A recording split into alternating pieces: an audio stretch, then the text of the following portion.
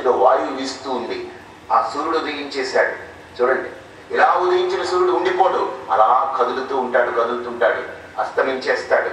రాత్రి చంద్రోదయం అవుతుంది, నక్షత్రాలన్నీ కనిపిస్తాయి. ఇలా పగలు రాత్రి, గాలి వీయడం, తర్వాత భూమి, నీళ్లు, ఆకాశం, ఈ ప్రకృతి ఏదైతే పరమాత్మ తయారు చేశాడో, పరమాత్మ ద్వారా ఉత్పత్తి అయినటువంటి పరమాత్మ స్వరూపమై ప్రకాశించే ప్రకృతి ఏదైతే ఉందో ఆ నియతికి లోబడి ఈ ప్రకృతి నిరంతరం కదిలిపోతూ ఉంది. కదిలిపోయే ఈ ప్రకృతిలో మనము దేహాన్ని ధరించి కనుమరుగవ్వడానికి కదిలిపోతూ ఉన్నాం, కలిసిపోవడానికి కదిలిపోతూ ఉన్నాం. గుర్తుపెట్టుకోండి. అంటే కానీ ఉండిపోవడం కోసం కదలట్లేదు, కదిలాము అని అంటే కలిసిపోబోతున్నాం. ఆ కదలిక కొన్ని స్పీడ్గా వెళతాయి, కొన్ని స్లోగా వెళతాయి. స్లోగా వెళ్ళినవి 90, 95, 100 అయినా అది ఏం పోవు.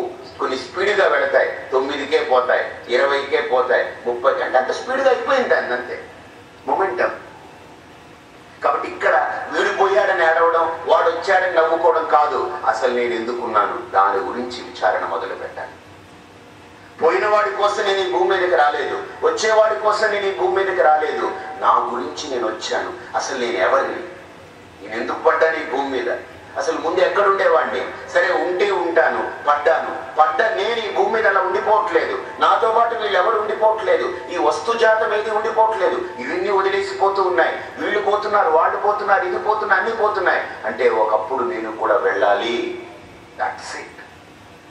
నేను ఆ నిర్ణయం తీసుకుంటే, నేను వెళ్ళాలనేటువంటి వాస్తవమైనటువంటి నా అంతిమాన్ని కనుక, నా అంత్యాన్ని కనుక నేను గుర్తించగలిగితే అప్పుడు నా మీద నాకు విచారణ మొదలవుతుంది. అసలు నేను ఏం జరుగుతుంది ఇక్కడ, అసలు ఈ వాస్తవికత ఏంటి, అసలు నేను ఎవరు.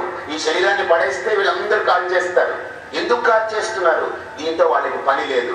అసలు ఇంతవరకు ఈ శరీరానికి వాళ్ళకి సంబంధం ఏంటి, ఎందుకు పనికి వచ్చింది, ఏది ఉండడం వల్ల ఈ శరీరం వాళ్ళందరికీ ఉపయోగపడింది, ఏది పోతే ఈ శరీరం వాళ్ళకి ఉపయోగపడకుండా కాల్చడానికి పనికొస్తుందో కాల్చేయడానికి, మరి ఏది ఉండడం వల్ల ఈ శరీరానికి ఆ విలువ ఉన్నిందో అది ఏంటి, ఆ విలువైనది ఏంటి ఈ శరీరంలో అనేటువంటి అంశం మీద ఒక వ్యక్తి విచారణ ప్రారంభించడం మొదలు పెడితే దాన్ని ఆత్మ విచారణ అంటుంది శాస్త్రం.